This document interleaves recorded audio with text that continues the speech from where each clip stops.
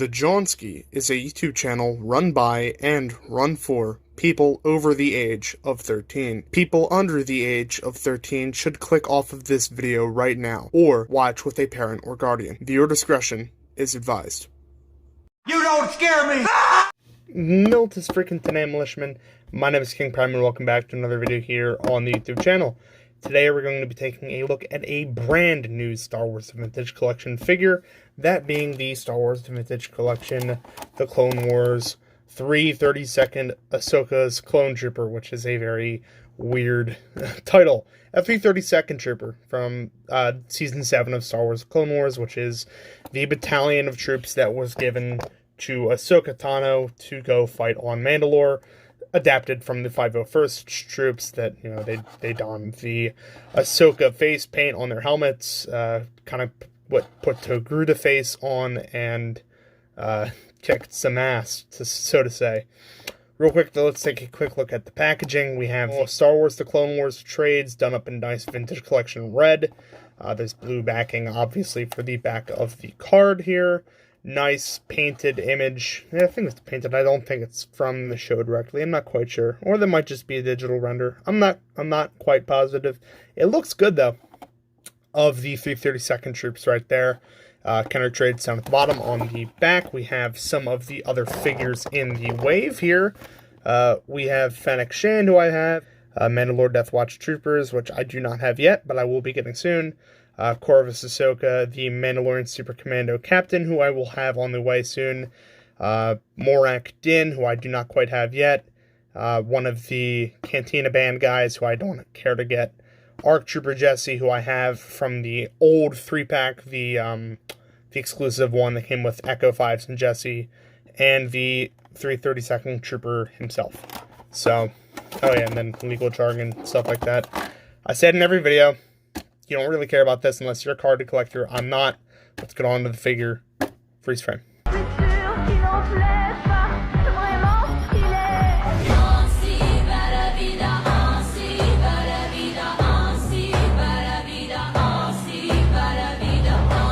Freeze frame on freeze, and here is the figure and the contents of the box. Let's move the accessories over for a second and just take a quick look at what the figure itself is all about, what it looks like.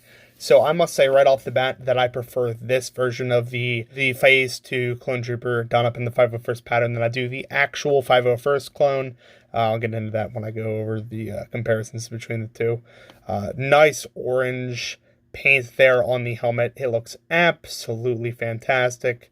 Of course, it has all of this markings that Ahsoka has on her face on there. Just for a quick reference, there's Ahsoka next to him. You can see the details that it is emulating there.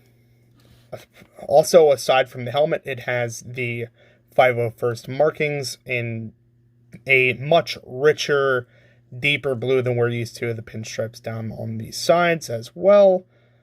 For comparison, I'll show you the regular 501st clone and my theory of the different styles of 501st blue that I mentioned in this review of this figure was actually proven correct. This is a more Revenge of the Sith look, whereas this is a more Clone Wars look. You can tell between the shades of blue. I prefer this one because I'm more of a fan of the show than I am the movies. But they have some light scratches there on either shoulder piece, some other battle damage on the pinstripes down there, and it even has the nice little V-shaped stripe of paint that it has on the knee pads, which are great. Basically, essentially from the head down, or from the neck down, these are the same exact figure, just in a different shade of paint. So if you really want to, you can just get a bunch of these guys and paint the Ahsoka head on it. But I think this figure looks great. Underneath the helmet, at least, these figures, I mean, rightfully so, are exactly the same. I believe these head sculpts are even identical, save for the style of the printing. I mean, if you turn them like that, yeah, it's definitely the same. Good Tamora Morrison likeness, though. I do think that it looks awesome, and it's good to have more clones. You can never have too many of them, at least in my opinion. Looks absolutely fantastic. Now, for the articulation of this guy, you do have just a ball joint at the head, just like the old Star Wars figures do. You have a full 360 range of motion at the shoulder as well as an in and out on a hinge. No upper bicep swivel, but you do have a pretty okay-ish hinge joint at the elbow, which can double as a swivel. You have a swivel at the wrist, so you can get a full 360 range of motion, as well as an up and down joint on the left hand, as well as an in and out at the right. So you have both kinds of hands on this clone. You have a very good ball joint at the waist, so he can get his reps in, which is always good. You have a really old style of hip and Miami angle here. Joints at the hips, it's just a hinge, but instead of having an upper thigh cut, you just kind of swivel and then rotate at the knee and then bend to get a outward kick here from this kind of figure. But you know what, it works, I guess. As I just mentioned, there is a hinge joint at the knee to get a nice knee bend. You have a hinge joint at the ankle, which can go all the way out and watch forward, and no ankle pivot, which is unfortunate. Also, for whatever reason, a missing detail there on the ankle here, which every clone is missing. I feel like even the 501st one is missing it too. The only clone that actually has it is the ARC Trooper Commander from 2011, aka Captain Fordo, which has it picked out in black, which is very interesting. I don't know why they chose not to have that on there. It's a cool little detail. I mean, it's basic clone trooper articulation. It's the VC45 mold, just with a different head. So we're kind of used to it by now. I think that it operates as well as you really need an army builder to operate. Hell, these things just stand around on a shelf anyway, so it's not really like we're doing any super dynamic SH figure arts or Mafex level poses with them. They just kind of stand there and look pretty because that's what army builders do with their figures. I know I'm one of them. So, borrowing this figure for a quick second, let's just take a look at the weapons that the clone comes with. So we have a DC-15C and a DC-15A, which just kind of are weapons. These are the exact same ones that we get with pretty much every clone release. That I don't really care. They're just weapons in the end of the day, but it's all fine. Now, let's get on to the size comparison freeze frame. Freeze frame on freeze. Now, here is the 332nd clone next to the 501st clone. You should probably guess they'd be the same height, considering they're the exact same figure. Here, he is next to Ahsoka Tano, who, forgive me, is just in a sort of Season 7-ish pose right now. He's a little bit taller than Ahsoka.